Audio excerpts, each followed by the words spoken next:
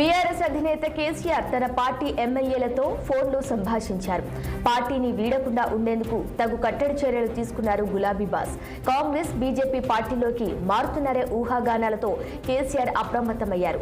ఎక్కువ మంది బీఆర్ఎస్ ఎమ్మెల్యేలు అధికార కాంగ్రెస్ లోకి జంప్ అవుతారంటూ జోరుగా ప్రచారం నడుస్తోంది. ఒకానొక సమయంలో ఏకంగా బీఆర్ఎస్ ను కాంగ్రెస్ లో చేస్తారంటూ జోరుగా ప్రచారం సాగింది. 30 ఎమ్మెల్యేలు టచ్ లో ఉన్నారని మంత్రి కోమటిరెడ్డి హాట్ కామెంట్స్ చేశారు.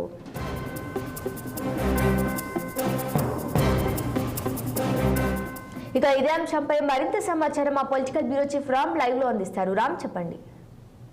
Good morning Sirisha.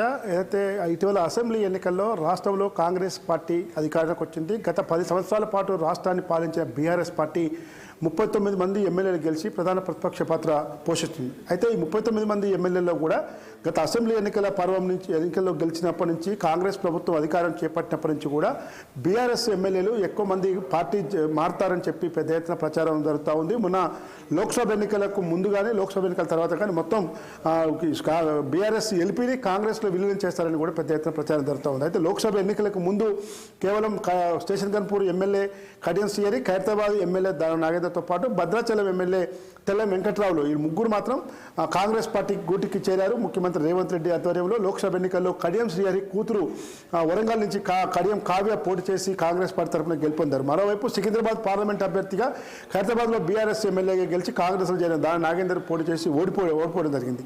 అయితే ఈ పరిణామంతో ఒకవైపు ఖమ్మం జిల్లా భద్రాచలం ఎమ్మెల్యే మాత్రం పొంగులేటి అనుచరుడుగా ముద్రున్న తెల్ల వెంకట్రావు ఆయన కాంగ్రెస్ పార్టీ చేరారు. అయితే మరొక 30 మంది బీఆర్ఎస్ ఎమ్మెల్యేలు కాంగ్రెస్ పార్టీ చేరేందుకు సిద్ధంగా ఉన్నారని చెప్పి ప్రస్తుత నల్గొండ జిల్లాకు చెందిన మంత్రి కోమటిరెడ్డి వెంకటరెడ్డితో పాటు చాలా మంది మంత్రులు కూడా అనేక వ్యాఖ్యలు చేస్తూ ఉన్నారు. ఈ వ్యాఖ్యలన్నీ కూడా టీఆర్ఎస్ను పెద్ద ఎత్తున కలవరపెడుతున్నాయని చెప్పి అనుకోవాలి.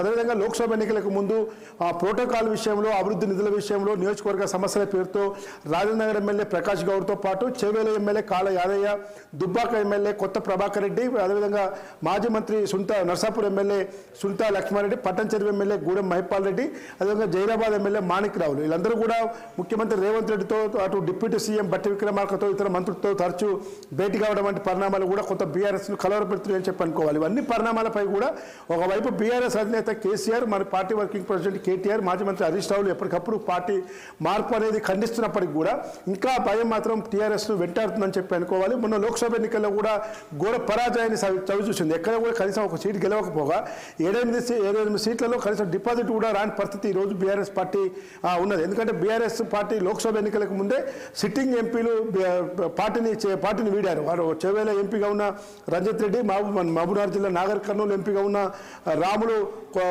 బీజేపీలో చేరారు. అదేవిధంగా పెద్దపల్లి ఎంపీగా ఉన్న నేతక వెంకటేష్ కాంగ్రెస్లో చేరి మళ్ళీ బీజేపీలో చేరారు.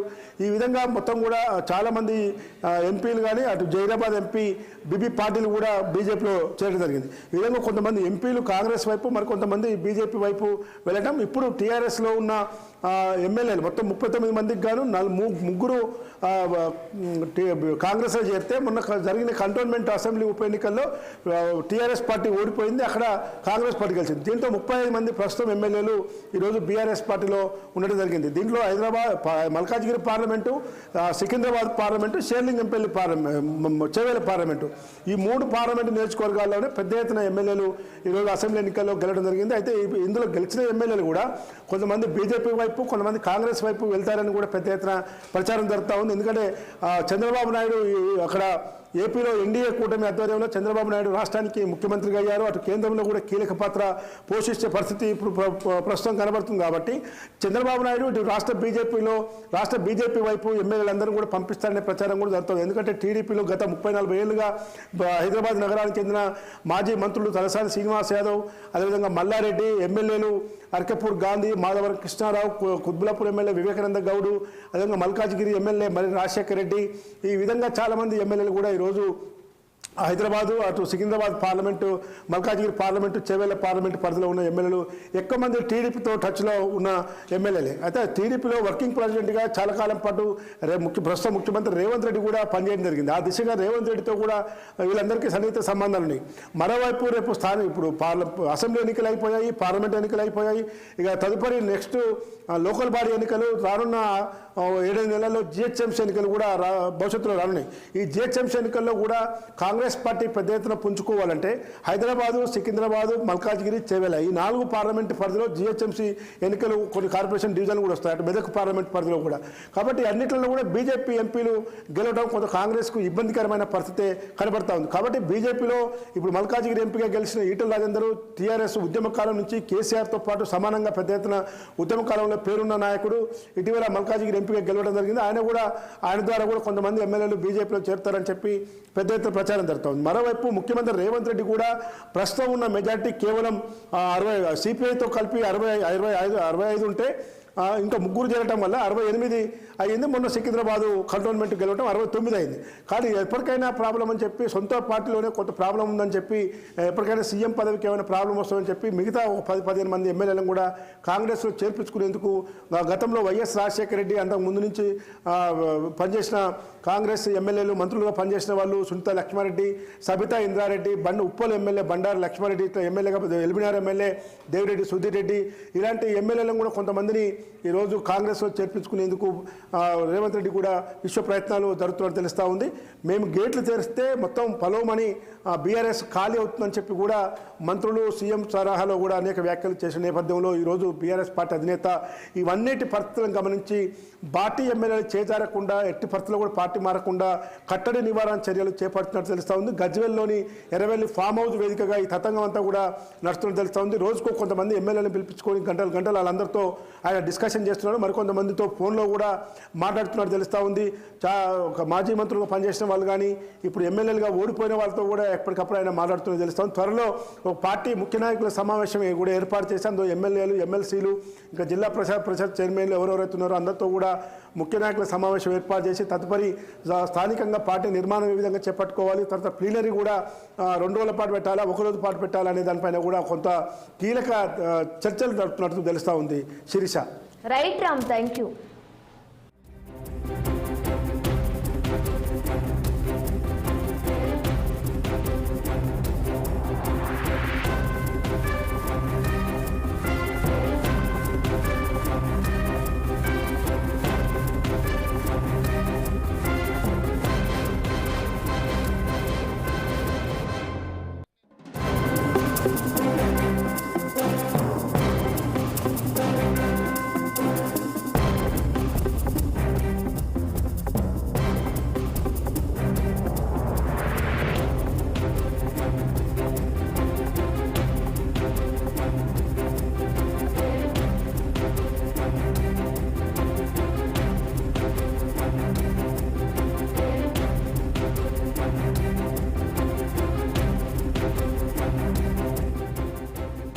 కాంగ్రెస్లోకి చేరికలపై దృష్టి పెట్టారు పీసీసీ అధ్యక్షుడు సీఎం రేవంత్ రెడ్డి. హస్తం పార్టీలోకి రావడానికి గేటు తెరిచి ఉన్నాయని ఇప్పటికే సంకేతాలు చేశారు. గ్రేటర్ పరిధిలోని ఎమ్మెల్యేలు కాంగ్రెస్లోకి రావాలని ఖైరతాబాద్ ఎమ్మెల్యే దానం నాగేందర్ ఆహ్వానం పలికారు. 3 రోజుల నుండి జూబ్లీహిల్స్లోని తన నివాసంలో మంతనాలు జరుపుతున్నారు రేవంత్ రెడ్డి. పార్లమెంట్ ఎన్నికల తర్వాత బీఆర్ఎస్ నుంచి భారీగా చేరికలు ఉంటాయని ఎన్నికల ముందు సంచలన ప్రకటన చేశారు. బీఆర్ఎస్లో ఉన్న పాత కాంగ్రెస్ ఎమ్మెల్యేలపై ఫోకస్ పెట్టారు. ఉమ్మడి హైదరాబాద్, మెదక్, రంగారెడ్డి జిల్లాల్లో ఉన్న ఎమ్మెల్యేలే లక్ష్యంగా రహస్య మంతనాలు జరుపుతున్నారు. ఎన్నికల ముందు కలిసిన ఎమ్మెల్యేలతో పాటు మరికొంతమంది కాంగ్రెస్లోకి రావడానికి సిద్ధంగా ఉన్నట్లు సమాచారం. ఇక ఇదే అంశంపై మరింత సమాచారం మా ప్రతినిధి శ్రీనివాస్ అందిస్తారు. శ్రీనివాస్, చెప్పండి. Thank you Sirisha. కాంగ్రెస్ పార్టీకి సంబంధించి ఏదైతే పార్లమెంట్ ఎన్నికలు అయిపోయాక పార్టీని మరింత బలోపేతం చేసే దిశగా కూడా అడుగులు వేస్తుందని చెప్పాలి. ఈ నేపథ్యంలోనే పిసిసి అధ్యక్షుడు సీఎం రేవంత్ రెడ్డి సీరియస్ గా ఈ అంశంపై ఫోకస్ పెట్టారని చెప్పొచ్చు. ఎందుకంటే తన జూబ్లీహిల్స్ తన నివాసంలో గత 3 రోజులుగా రహస్యంగా ఈ అంశంపై కూడా మంత్రాలు జరుపుతున్నారు పార్టీ ముఖ్యులతో కలిసి.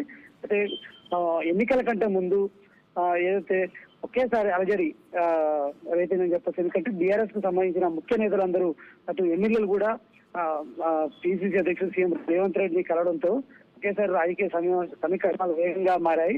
ఆ నేపథ్యంలో కూడా కొందరు అభివృద్ధి నిధుల కోసమే ఏదైతే తమ నియోజకవర్గాల్లో అన్నట్టుగా సమాధానం ఇచ్చిన పరిస్థితి ఉంది. కానీ దాని అనంతరం కూడా ముగ్గురు ఎమ్మెల్యేలు కూడా కాంగ్రెస్ పార్టీలో చేరారు. మరికొంతమంది కూడా భారీగా చేరతారని కూడా ప్రచారం జరిగింది. కానీ ఆ ఎన్నికల నేపథ్యంలో కూడా ఆ చేరికలకు బ్రేక్ పడిందని చెప్పొచ్చు. దాదాపు అంటే అప్పుడు అడపదడప కూడా ఇటు మంత్రులు కావచ్చు, ఇటు ఎమ్మెల్యేలు కూడా అంటే కాంగ్రెస్ పార్టీలో 25 మంది టీఆర్ఎస్ కి సంబంధించిన ఎమ్మెల్యేలు చేరతారని కూడా ఇప్పుడు మాట్లాడుతున్న మీడియా సమావేశాల్లో కూడా మాట్లాడుతున్న పరిస్థితి. అయితే ఈ నేపథ్యంలో కూడా కాంగ్రెస్ కు సంబంధించిన గతంలో సీనియర్ కాంగ్రెస్ నేతలుగా ఉండి బీఆర్ఎస్ అధికారంలో ఉన్న 10 ఏళ్లలో కాంగ్రెస్ నుండి బీఆర్ఎస్ కి వెళ్ళిన నేతల మీద సీరియస్ గా ఫోకస్ పెట్టారని చెప్పొచ్చు. ఎందుకంటే ఈ బీఆర్ఎస్ తెలంగాణలో అధికారం కోల్పోయింది. అదేవిధంగా పార్టీ చిత్కిలబడిన నేపథ్యంలో కూడా తమ రాజకీయ భవిష్యత్తు కూడా బాగుండాలంటే ఖచ్చితంగా తెలంగాణలో అధికారంలో ఉన్న కాంగ్రెస్ లో చేరితేనే ఉపయోగం ఉంటుందని కూడా భావించడం, అదేవిధంగా ఆ నేతలు కూడా కాంగ్రెస్ పార్టీలో రావడానికి సుముఖంగా ఉన్న పరిస్థితి. ఈ నేపథ్యంలో కూడా వారితో కూడా రహస్యంగా పిసిసి అధ్యక్షుడు రేవంత్ రెడ్డి మంత్రాలు జరుపుతున్నారు. ఈ నేపథ్యంలో కూడా దాదాపుగా ఆ పాతతరం కాంగ్రెస్ నేతలు 15 మంది వరకు కూడా ఇప్పటికే టచ్ లోకి వచ్చినట్టు తెలుస్తుంది. ఈ నేపథ్యంలో కూడా ఇటు అంటే సికింద్రాబాద్ లో కూడా ఖైరతాబాద్ ఎమ్మెల్యే మీడియా సమావేశం ఏర్పాటు చేసి బీఆర్ఎస్ కు భవిష్యత్తు లేదు తెలంగాణలో, కాంగ్రెస్ కు వస్తే ఖచ్చితంగా ఏదైనా అనుకున్నవి సాధించవచ్చు, ఖచ్చితంగా తెలంగాణలో కాంగ్రెస్ అధికారంలో ఉంది, అదేవిధంగా ముఖ్యమంత్రి రేవంత్ రెడ్డి అందరికీ అభివృద్ధికి తోడ్పాటును అందిస్తున్నారు కాబట్టి ఖచ్చితంగా కాంగ్రెస్ లోకి రావాలంటూ కూడా చెప్పిన పరిస్థితి. ఈ నేపథ్యంలో కూడా ఆ సమావేశం ఏదైతే ఆ ఎమ్మెల్యే మాట్లాడిన మాటలు కూడా బలాన్ని చేకూరుస్తాయని చెప్పొచ్చు. సో ఈ నేపథ్యంలో ఇటు గ్రేటర్ హైదరాబాద్ కావచ్చు, అదేవిధంగా ఉమ్మడి రంగారెడ్డి కావచ్చు, మెదక్ జిల్లాల నేతలు ఏదైతే ఎమ్మెల్యేలపై కూడా సీరియస్ గా ఫోకస్ పెట్టారని చెప్పొచ్చు. అదే గతంలో కూడా ఈ ఎమ్మెల్యేలు కలిసిన పరిస్థితి, కాంగ్రెస్ ప్రభుత్వం ఏర్పడగానే ముఖ్యమంత్రి రేవంత్ రెడ్డిని మర్యాద పూర్వకంగా కలిసిన పరిస్థితి. సో వారిని దాదాపుగా పార్టీతో టచ్లోకి వెళ్ళి ఖచ్చితంగా వారిని పార్టీలోకి ఆహ్వానించాలని కూడా భావిస్తున్నారు. సో వీటికి సంబంధించి ఒక వ్యూహాన్ని రచించి పార్టీలోకి రప్పించేందుకు కూడా పిసిసి అధ్యక్షుడు రేవంత్ రెడ్డి పక్కాగా ప్లాన్ చేస్తున్నట్టు సమాచారం. Sirisha. Right Srinivas, thank you.